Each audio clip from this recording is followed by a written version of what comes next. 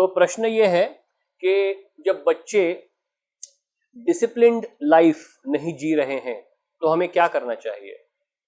बहुत ही इम्पोर्टेंट प्रश्न है, लेकिन इसकी पूरी जवाबदारी, क्या कहते हैं उसको, जिम्मेदारी पूरे समाज की है। आज ऐसे समाज में हम लोग रह रहे हैं जहां पे इतने सारे आक्रमण हो रहे हैं। तो पहले के जमाने में राक्षस दूसरे ग्रहों में रहते थे और आक्रमण करते थे पृथ्वी पर। उसके बाद त्रेता युग आया। त्रेता युग में एक ही प्लेनेट में थे, लेकिन वो श्रीलंका में है और राम जी अयोध्या में है ना। तो एक ही ग्रह में है लेकिन अलग अलग रहते थे। फिर द्वापर युग आया, एक ही परिवार है, उसी में पांडव और कौरव एक ही परिवार में है दो।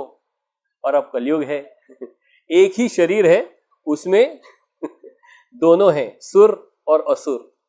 हमारे अंदर हमारा जो मन है वो अच्छा भी सोचता है, बुरा भी सोचता है। तो हमें क्या करना चाहिए।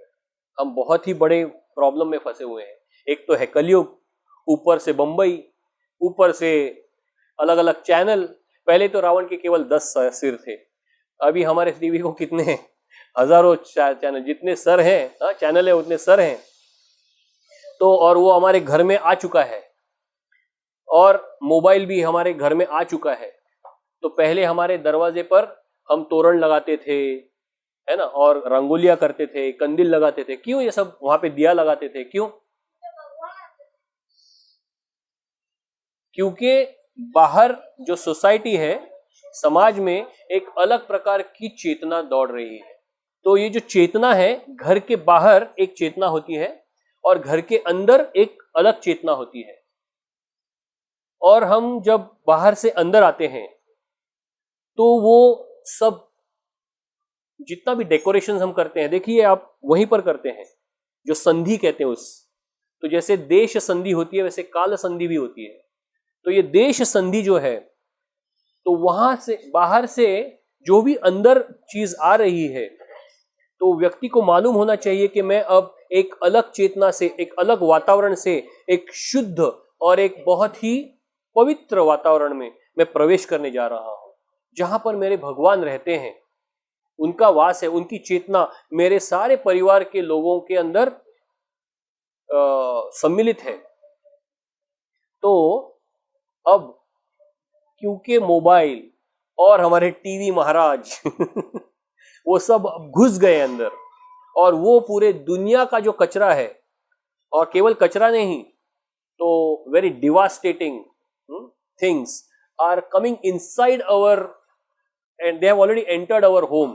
तो it is a challenge. It starts with us, our own self. अगर हम एक अच्छे लाइफस्टाइल को अपनाएंगे तो बच्चे कभी भी ये नहीं देखते हैं कि हम क्या बोल रहे हैं, वो ये देखते हैं कि हम क्या कर रहे हैं। तो अगर हम एक सही लाइफस्टाइल को पकड़ लेंगे तो हमारे बच्चे भी उसका अनुकरण करेंगे, और अगर हम उसको नहीं करेंगे तो बच्चे भी नहीं करेंगे। तो इसीलिए we have to not only take up a lifestyle, we have to love it, we have to be passionate about it. मुझे सुबह 4 बजे उठने अच्छा लगता है, मुझे साधना जप करने को अच्छा लगता है, मुझे योगा करने को अच्छा लगता है। तो अच्छा, तो ये when the children they see कि मेरे माता पिता को बहुत अच्छा लगता है, इसमें क्या अच्छा है, इसमें क्या मिठास है, I also want to taste, and then they also take it up। और बहुत सारे नुस्खे हैं, उसका कभी मतलब हम करेंगे। 8 घंटे का वो पूरा सेमिनार है, परिवार शिक्षा तो उसको भी हम करेंगे धीरे धीरे।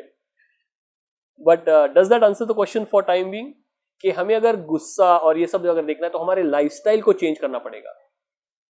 हम क्या खा रहे हैं, हम क्या कब सो रहे हैं, हमारी क्रीड़ा, हमारा व्यायाम, ये सब हमारे, ये सब कुछ संतुलित होना चाहिए। हमारी साधना संतुलित, हम क्या पढ़ रहे हैं, हम किस प्रकार से क्वालिटी टाइम बिता रहे हैं बच्चों के साथ। So what is quality time, ये भी अगर पूछे तो पेरेंट वो क्या होता है ऐसा होता है। तो quality time also you know we must be giving to the kids, and then they will not need to show the tantrums. Thank you for watching the video. A quick announcement: I am giving away counseling sessions to 3 people per week for free. All you have to do is first subscribe to our channel and comment what's the realization you got from this video. Second, join our private WhatsApp group where you can get connected to me. And finally, fill out the form to enter your chance to win your free counseling session. All links are in the description below. We are looking for 100 likes on this video. So press the like button. See you next time.